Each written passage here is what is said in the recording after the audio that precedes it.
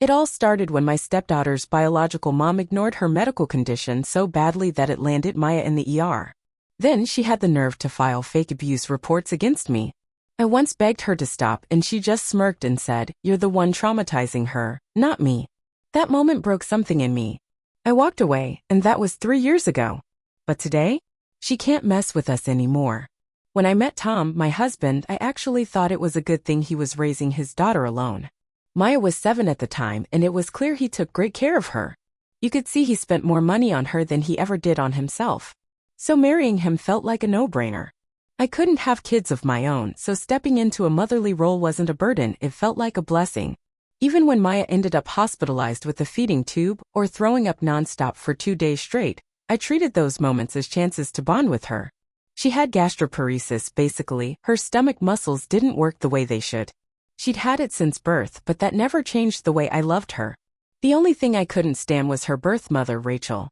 Before the wedding, Rachel was totally out of the picture. Tom hadn't heard from her since the custody battle 4 years earlier. He said she gave up halfway through the case, threw her hands in the air, and said, "Just take her," then walked out. That's how he ended up with full custody. Tom swore he was done with her, and I believed him. Until Maya turned 8. We threw her birthday party at Chuck E. Cheese and invited her entire class. We got there early to make sure everything was ready, and that's when Rachel showed up out of nowhere. "Long time no see," she shouted loud enough to rattle the windows, then wrapped her hands around Tom's face. Maya yelled, "Mommy," and ran straight into her arms. I turned to look at Tom, and the fear on his face said it all. "What are you doing here?" he asked, his voice shaky. Rachel dragged him into another room to talk, while I kept Maya busy with the silly bands I always carried in my pocket. When they came back, Tom told me Rachel would be joining us to celebrate Maya's birthday. I felt the panic set in, but I reminded myself it wasn't about me, it was Maya's special day. So I bit my tongue and let it happen. The next day, Tom and I had a talk.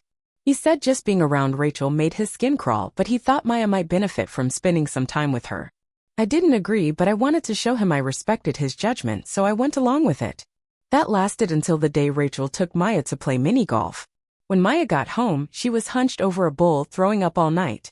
At first, she tried to pass it off as a stomach bug, but after a little gentle pressing, she admitted the truth. She'd eaten spicy food. I was furious. I had already sent Rachel a detailed list of what Maya couldn't eat. I even circled safe items on the restaurant menu and sent her a photo. And she still ignored it. I ran straight to Tom, thinking he'd finally cut Rachel off.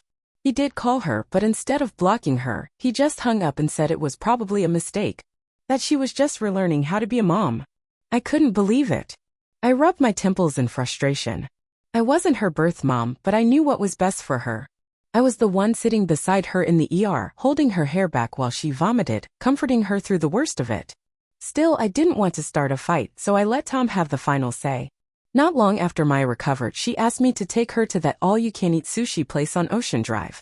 And just like I always did when she wanted something that her doctor strictly advised against, I lied. I told her kids under 16 weren't allowed there. But then a few weeks later, Rachel was scheduled to spend time with Maya again. I made it absolutely clear, don't take her to the sushi place. I texted her, messaged her on every app, handed her a written note, even said it out loud in front of Tom. That evening, 3 hours past Maya's return time, my phone rang, but it wasn't Rachel. It was the hospital. They said Maya had collapsed in the hallway of a public place alone. She was barely conscious. My heart was pounding as Tom and I raced to the hospital. We found her hooked up to IVs and monitors. The nurses told us they found sushi in her vomit. I broke down sobbing while Tom tried to reach Rachel, but she had already blocked us. Well, she'd messed with the wrong woman. 3 months later, using a fake Instagram profile, I found out she'd been forced to move into a lower-income neighborhood. We both worked at the same bank chain, but I had a higher position. I texted her supervisor and got her fired. I thought maybe, just maybe, that'd be the end of it. But on Maya's 9th birthday, we opened the door and found a different kind of present from Rachel, a visit from Child Protective Services. The social worker stood stiffly at the door with a clipboard. She said there'd been an anonymous report about child neglect. My hands were trembling. Tom looked like he'd seen a ghost. We let her in, we had nothing to hide. She looked around, asked Maya some questions. Maya said she loved living with us. After an hour, the worker left, saying everything looked fine, but they'd be back for a follow-up. I knew it was Rachel. Who else could it be? Tom finally saw what I'd been warning him about. He was furious. He called our lawyer that same day, who told us to document everything. So I did. Every message, every weird social media account, every single moment Rachel tried to interfere, I kept it all. 3 weeks later, CPS came back. This time the claims were more serious. Someone said Maya wasn't getting proper medical care. I showed them everything: doctor's notes, prescription logs, appointment schedules. The social worker seemed satisfied but reminded us that they were required to investigate all reports. It happened 3 more times that month. One report said Maya wasn't being properly educated at home. Another claimed she was isolated. Then someone said she was on unsafe medication. All anonymous. All lies. But we knew who was behind it.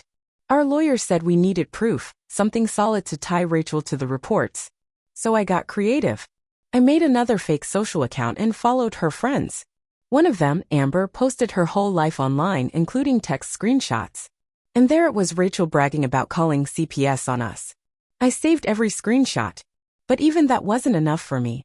I wanted her to feel the pressure. So I started a little payback campaign. I found out she worked at a tiny retail store downtown. I went there a few times, watched her routine, figured out her schedule. Then I started leaving bad but believable reviews about her customer service. Not enough to get her fired, but enough to make her manager keep an eye on her. Next, I found her apartment complex's Facebook group. I joined with a fake name and started posting things like, "Anyone else notice weird smells from 4B?" or "Has someone been blasting music late at night?" Other tenants chimed in, and Rachel ended up with multiple complaints. Then came the parking issue. She always parked in a spot that wasn't hers. I made a post about unassigned spots being taken, and management sent out warnings. Her car got towed twice in a week. Still not done, I dug into her personal life. Found out she was dating a guy named Russell who worked at a car dealership. So I made another fake profile, this time as someone pretending to know Rachel from work. I messaged him and said, "Just wanted to let you know she got fired for theft." He never replied, but a week later her relationship status changed to single. Tom didn't know I was doing any of this. He was focused on the court side, trying to get a restraining order. But the judge said that unless Rachel physically harmed us or made direct threats, mean messages and fake CPS reports weren't enough. Meanwhile, Maya was suffering. Not in her body but emotionally. The constant visits from CPS started giving her nightmares. One night, she asked me if they were going to take her away. I held her and promised they wouldn't. But inside, I was terrified. What if just one of Rachel's lies stuck? What if a social worker believed her? I couldn't let that happen. I had to keep my family safe, even if it meant getting a little dirty. So I kept documenting everything: every time Rachel drove by our house, every fake account she made to spy on us. I even put up cameras all around our property. Tom said I was overreacting, but deep down I knew I wasn't. One night, the cameras caught Rachel just sitting in her car outside our house at 3 a.m., doing nothing but watching. When I showed the footage to Tom, that's when he finally realized we had a real problem on our hands. The following week, Maya had a doctor's appointment. Her gastroparesis was flaring up again, and the doctor needed to tweak her meds. As we were walking out of the hospital, I spotted Rachel across the parking lot, pointing her phone at us and snapping pictures. I marched right up to her and told her to back off. She just laughed and said it was a free country, that she had every right to be there. I wanted to rip that phone out of her hand and throw it, but I knew that would only play into her hands. That night, I couldn't sleep a wink. My mind was racing, trying to figure out how to stop her once and for all. Tom just kept saying, "Let the lawyers handle it," but they weren't doing much. Said we still didn't have enough evidence. And all the while, Maya was suffering. She didn't even want to leave the house anymore. She was scared Rachel would pop up somewhere again. That's when I decided I was done waiting. I called my friend Carol, who works at the DMV, and asked her to dig up Rachel's info. Yeah, I know it wasn't exactly legal, but I was desperate. Carol gave me her new address and license plate number.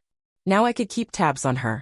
On my days off, I'd follow Rachel around, not in a creepy way, just enough to know her routine. She worked 8 to 6 at that retail job, always grabbed lunch at the same sandwich shop, hit the gym 3 times a week. I got to know her schedule like the back of my hand. And as they say, knowledge is power. One day, I saw her meet with a woman I didn't recognize at a coffee shop.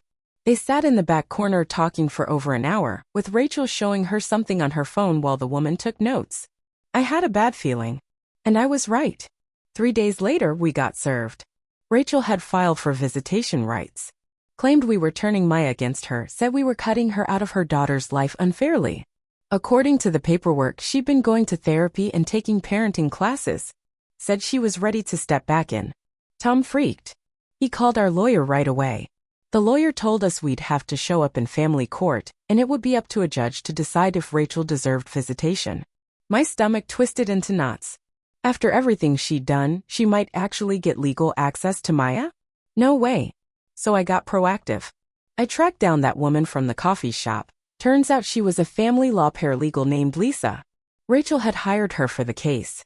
I pretended I was someone looking to hire her too, just to dig for details. She let it slip that Rachel had been gathering her own set of records. Every time we told her no, every angry message I'd sent, she had it all. This was war. I hired a private investigator named Daniel. Told him to dig into everything: her work history, finances, exes, whatever he could find. Cost me $3,000 out of my own pocket. Tom didn't need to know. Daniel worked fast. Within a week, he had a file thicker than a phone book. Rachel had been fired from 5 different jobs in 3 years. She had 3 DUIs from before Maya was born. She'd been evicted from her last place for not paying rent. She was drowning in debt. But the gold mine was her old social media. Daniel dug up posts where she said she never wanted kids. She even called Maya a mistake. There were screenshots of her telling friends she was glad to be rid of the responsibility. I printed everything and made copies. This was the ammo we needed. Our court date was coming up next month. Every free second I had, I spent organizing our evidence. I lined up Maya's medical records, especially the notes showing how her condition worsened after being with Rachel. I had letters from her doctors, footage of Rachel stalking the house, everything. But Rachel wasn't slowing down. She started hanging around Maya's school, not going in, just standing across the street. The principal noticed and called us. After we explained, they added extra security. Still, it rattled Maya badly. Soon, Maya was having panic attacks at the thought of going to school. Then Rachel crossed another line. She somehow got Maya's phone number. Started texting her directly. She wrote things like, "I miss you so much, and your dad and stepmom are keeping us apart." She even said, "I'm your real mom, she's just a substitute." Maya came to me crying, showed me the messages. I blocked the number, but Rachel just kept getting new ones. Tom wanted to go to the police.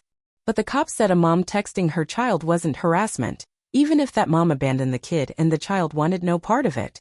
The system was broken, and Rachel knew how to work every loophole. So I got creative again. I started reaching out to her exes. Found 4 of them through social media. 3 ignored me, but one, Marcus, was more than willing to talk.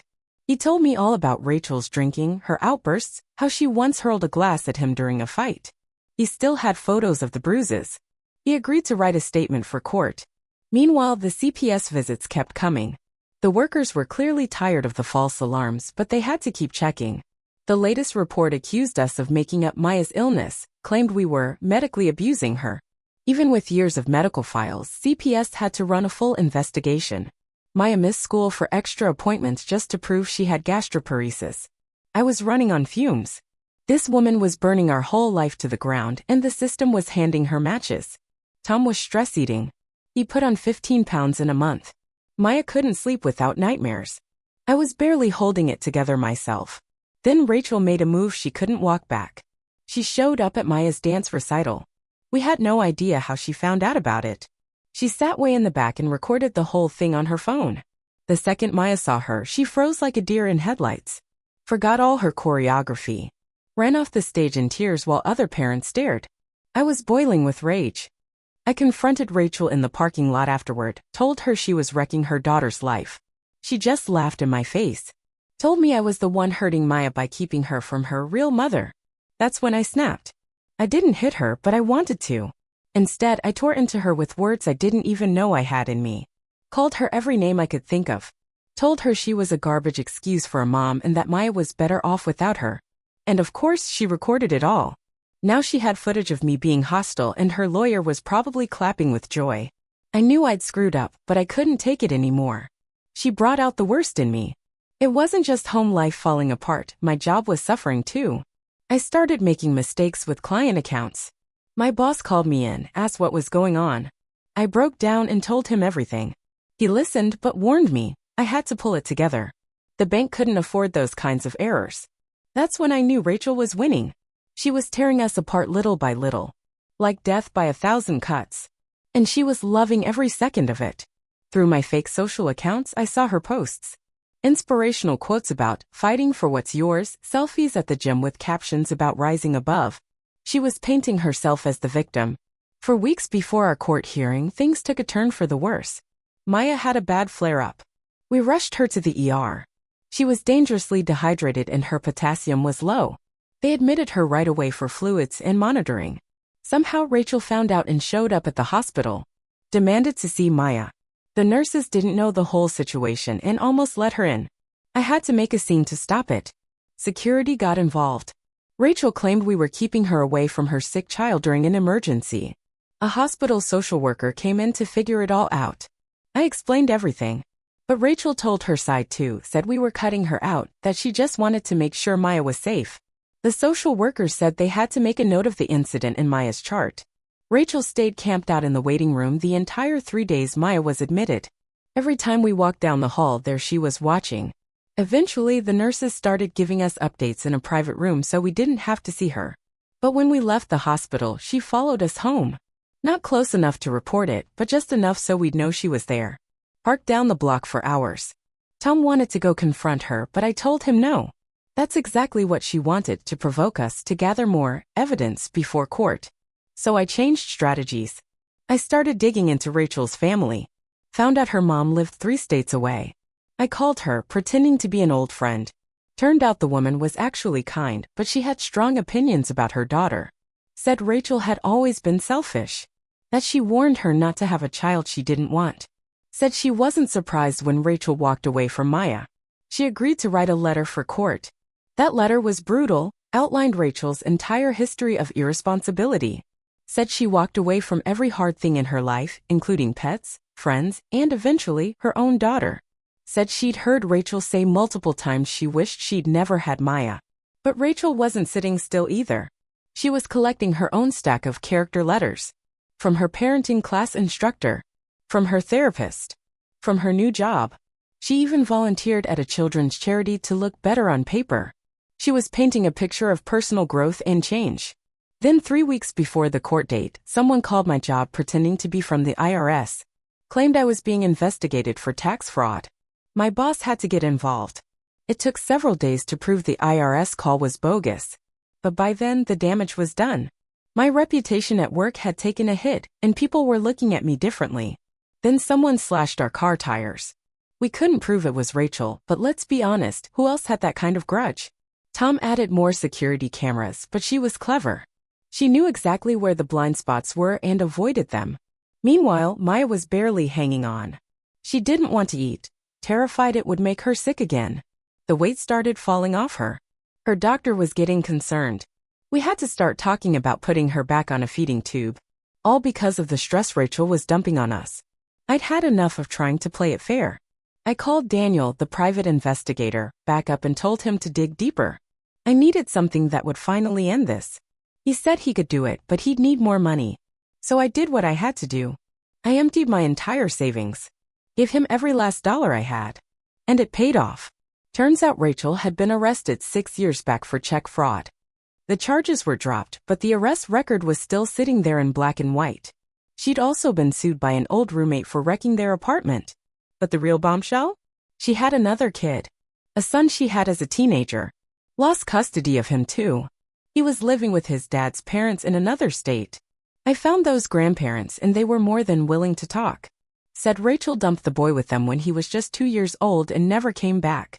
They've been raising him ever since. They agreed to write a statement for the court. Explained that Rachel had a history, an ugly one, of abandoning her kids. When I told Tom what I'd found, he didn't take it well. Said I was taking things too far. That we needed to focus on our case and not go digging into her past. It turned into our first real fight. He said I was becoming obsessed. I told him he wasn't doing enough to protect Maya. That night, we slept in separate rooms. The tension in our house was suffocating. The stress of it all, Rachel's games, the legal mess, it was tearing us apart. And I knew that's exactly what she wanted. It wasn't just about Maya anymore. It was psychological warfare. And truthfully, she was winning. A week before the court date, Rachel pulled her most outrageous move yet. She showed up at my job, walked right into the lobby and made a scene. Loudly accused me of harassing her. Said I'd hired people to stalk her and ruin her life. Security had to drag her out, but not before the whole office saw what happened. My boss called me into his office afterward. Told me this whole situation was disrupting the workplace. If anything else happened, they'd have to let me go. I begged him to understand. Laid out the whole story. He gave me one last shot but made it clear there wouldn't be another chance. I went home and broke down. Real tears. First time I'd truly cried since this nightmare started. Tom found me curled up on the bathroom floor and just held me. We both knew something had to give. We couldn't live like this anymore. And then, Maya came to us. Said she wanted to write a letter to the judge. We tried to talk her out of it. Didn't want to put that kind of pressure on her. But she insisted. Said there were things she needed to say herself. Her letter broke my heart. She wrote about how scared Rachel made her.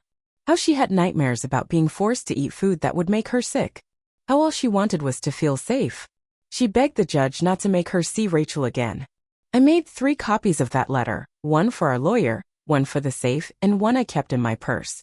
That letter became our nuclear option. I told myself, no judge could read this and still give Rachel visitation. Right? For days before the hearing, Rachel made another move.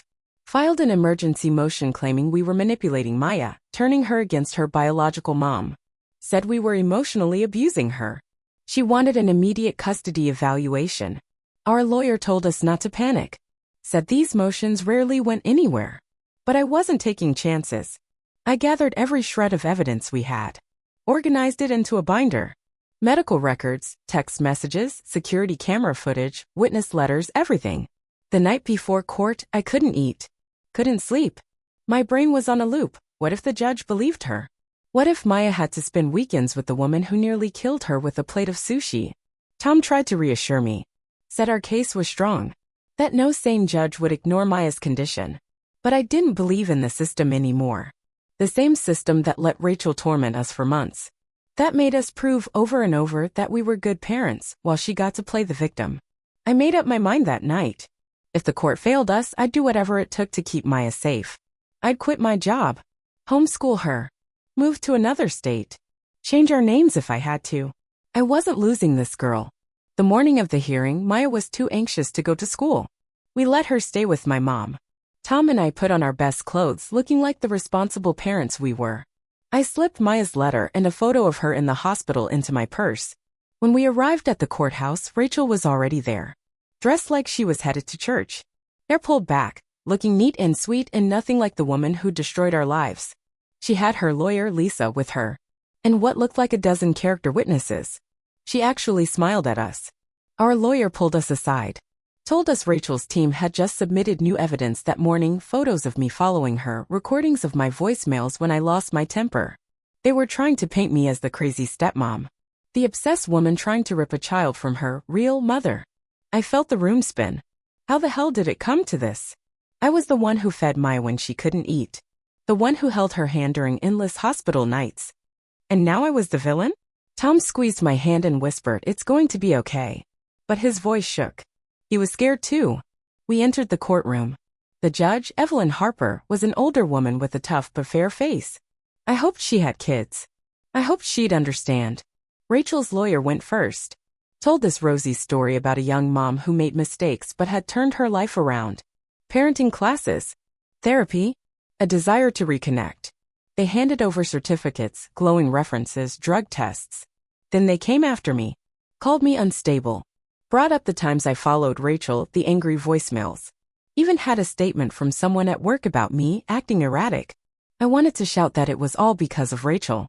But I sat still. I had to. Our lawyer stood up and laid out Maya's medical records. Every ER visit.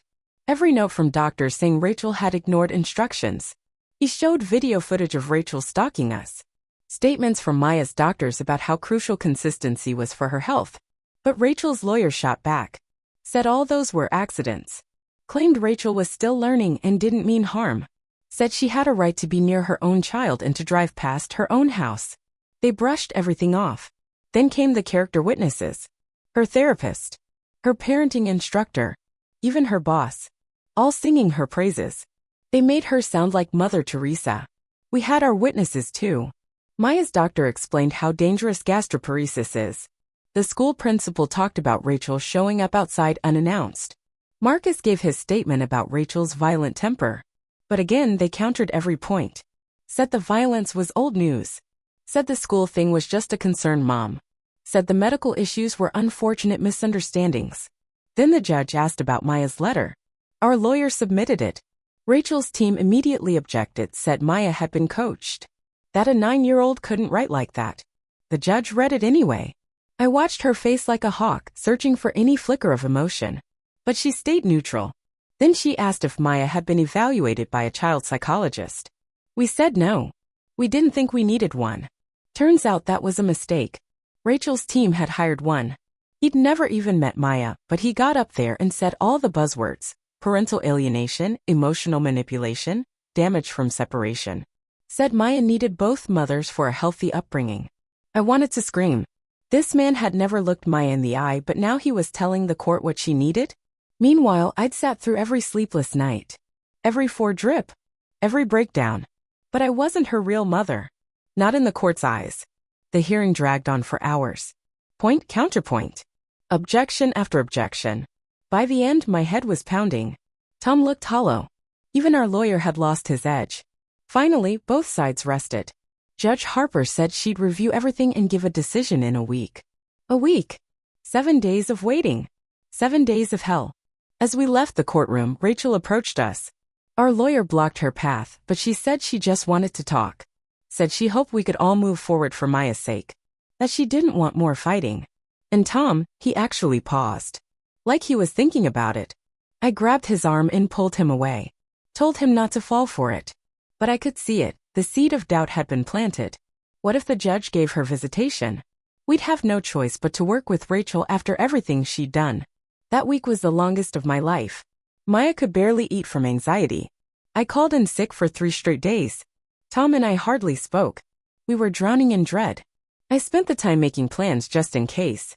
If Rachel got visitation, I'd supervise every minute. I'd record everything. I'd never let her hurt Maya again. I also looked into moving. Checked homeschool laws in other states. Browsed job listings. Searched for homes. One night, Tom caught me looking at real estate websites. We got into another fight. He said I was blowing things out of proportion. Tom kept telling me we had to trust the system. I just laughed, bitter and tired. The system had let us down at every turn. Why would now be any different? But I think deep down he was just as scared as I was. One night, I found him sitting in Maya's room, holding her old stuffed elephant, eyes full of tears. I joined him on the bed, and we just held each other and cried. For once, we weren't fighting. We were united in our fear. Then the call came. The judge had made her decision. We had to be in court the next morning.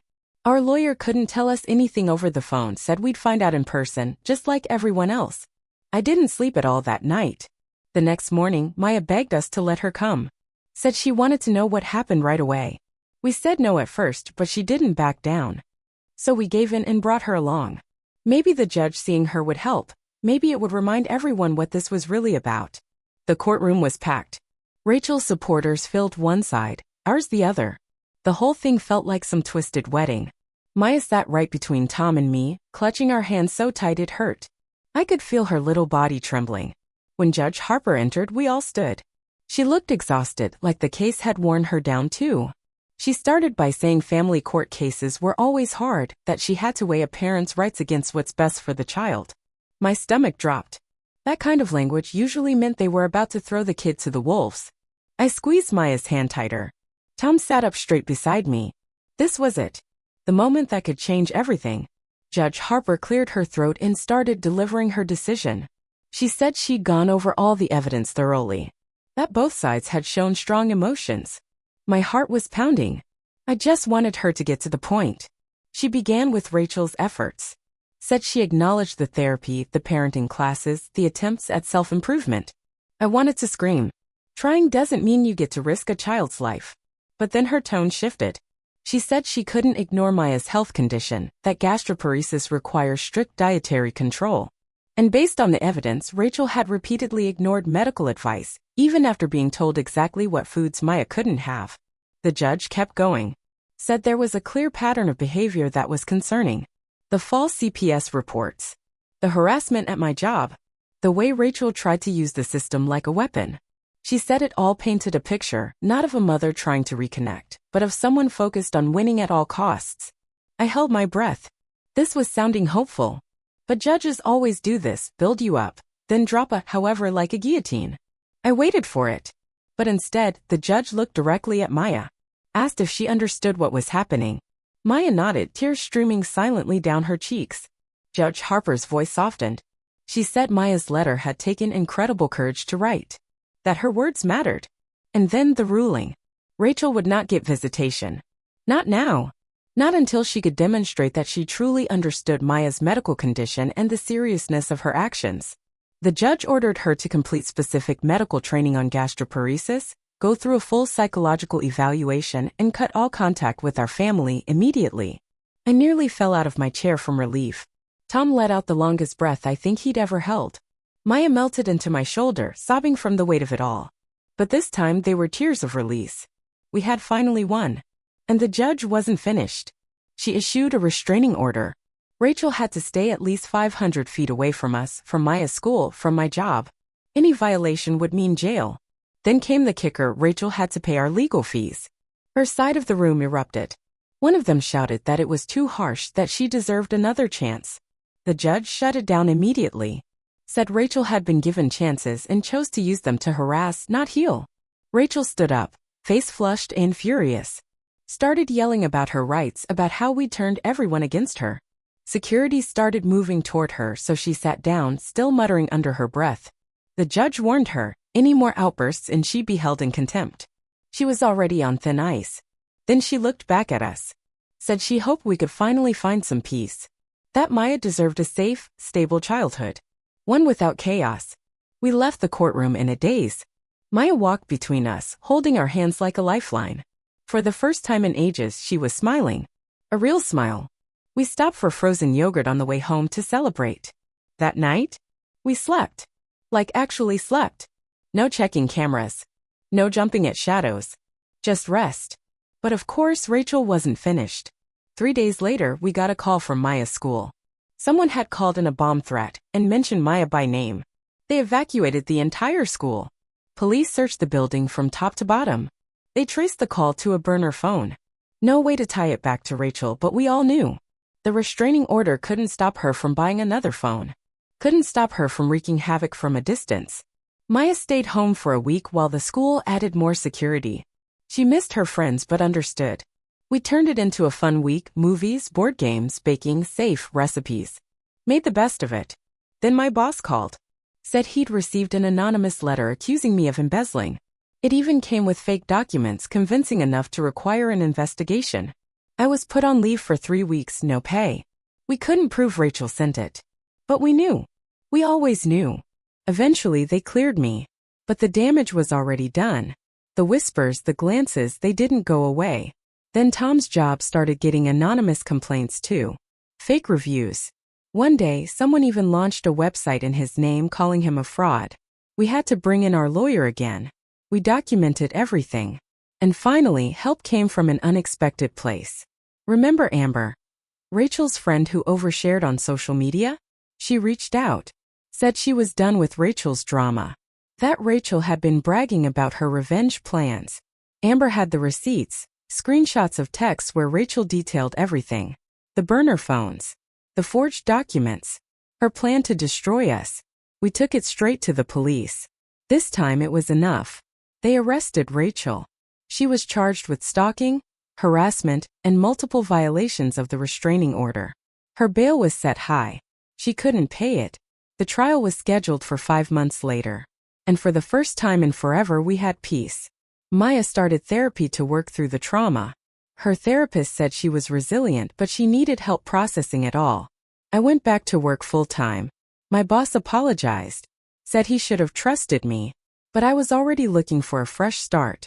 Tom and I started couples counseling. We needed to find our way back to each other. The stress had pushed us apart. The counselor helped us realize we'd both been fighting for Maya in our own way. Maya started to blossom again. Her gastroparesis became more manageable once the stress lifted. She went back to dance class, made new friends, laughed more. We even took a family vacation, just a simple week at the beach. No security cameras, no panic, just sunshine, sand, and peace. When Rachel's trial finally came, we were ready. The prosecutor had a rock-solid case. Amber testified. So did Rachel's own relatives, who spoke about her history. Rachel tried to act like the victim, claimed we drove her to it. But the jury didn't buy it. They found her guilty on all charges. The sentence? 4 years in prison, 6 years of probation, mandatory psychological treatment, and a permanent restraining order. She would never be allowed near Maya again. Rachel screamed in the courtroom, had to be removed, called us every name in the book. Didn't matter anymore. She had no power left. We explained the outcome to Maya in age-appropriate terms. She asked if Rachel would come back when she got out. We told her the truth, that Rachel would be far away, and that we would always protect her. Life finally started to feel normal again. Or maybe even better than normal. Maya's health improved dramatically. She started trying new foods her doctor approved. I found a new job at a different bank, better hours, better team, better everything. Tom's boss took a closer look at his performance, thanks to all those false complaints, and realized how valuable he really was. Gave him a raise and a promotion. We moved to a new house. Nothing fancy, but it was ours. No bad memories. No cameras. Just a backyard with a swing set. Maya became best friends with a girl named Chloe at her new school. They were inseparable. Sleepovers every weekend. Did each other's hair. Painted their nails. All the stuff she missed before. For her 10th birthday, we threw a big party. Rented a bounce house. Invited the whole class. No drama. No surprises. Just joy. The only reminder of Rachel we get now is a yearly letter from the prison system, updating us on her status. Just to confirm, she's still locked up. Thanks for sticking around and listening to my story. And if you haven't already, be sure to subscribe and click the bell, so you don't miss more true life stories just like this one.